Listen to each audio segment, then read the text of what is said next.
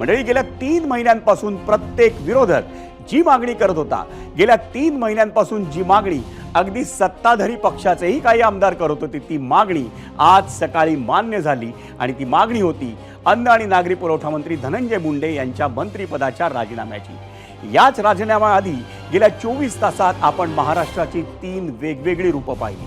त्याची सुरुवात झाली होती ती मसाजोगचे सरपंच संतोष देशमुख यांच्या हत्या प्रकरणातल्या व्हायरल झालेल्या फोटोनंतर। त्यानंतर दिसलेलं महाराष्ट्राचं पहिलं रूप होतं भाऊक महाराष्ट्राचं। काल आपल्यापैकी बहुतांश जणांनी जे फोटो पाहिले ते अत्यंत भावनिक झाले होते। अनेकांच्या काळजाचा ठोकाही चुकला असावा, अनेकांना तर शांत झोपही लागली नसावी, कारण संतोष देशमुखांच्या हत्येच्या आरोपपत्रातील फोटो, त्यातला एक एक फोटो त्या हत्याकांडातील क्रूरता, अमानुषपणा दाखवत होता।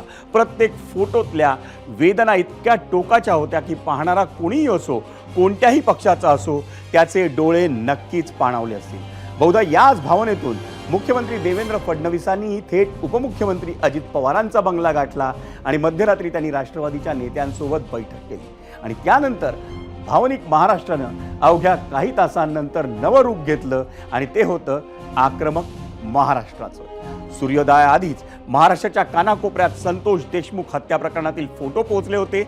मन सुन्न करणारे ते फोटो पाहून रात्रभर जो महाराष्ट्र जागा होता, तोच महाराष्ट्र सूर्योदयासोबतच रस्त्यावर उतरला। पुणे, ठाणे, नाशिक ते लातूर अशा अनेक शहरांमध्ये आक्रमक आंदोलनं सुरू झाली। हे आंदोलनाचं लोण महाराष्ट्राच्या अर्थसंकल्पीय अधिवेशनातही पोचलं।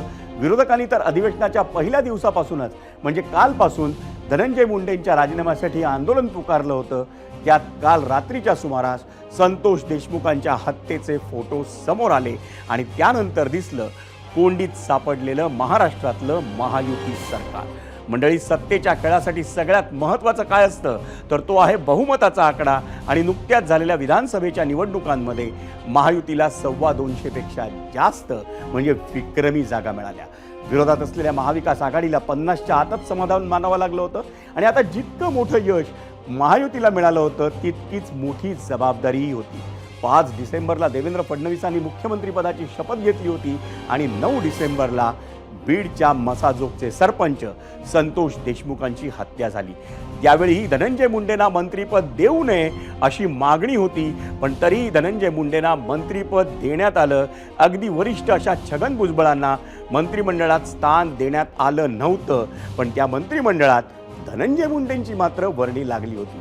पण त्यानंतरही गेल्या 3 महिन्यांपासून संतोष देशमुख हत्या प्रकरणात त्यांच्यावरचे आरोप काही केल्या थांबले नाहीत। विरोधक तर विरोधक, पण महायुतीतल्या आमदारांनीही धनंजय मुंडेंवर आरोप केले, पण तरीही सरकार मुंडेंच्या पाठीशी ठामपणे उभं राहिल्याचं महाराष्ट्रानं पाहिलं। पण काल जेव्हा ते फोटो महाराष्ट्रभर पाहिले गेले तेव्हा खऱ्या अर्थानं राज्य सरकारवरचा दबाव वाढला आणि तो दबाव होता जनभावनेचा आणि तोच दबाव धनंजय मुंडेंवरही होता आणि त्यातूनच त्यांनी आपल्या मंत्रिपदाचा राजीनामा दिला। एबीपी माझा, उघडा डोळे बघा नीट।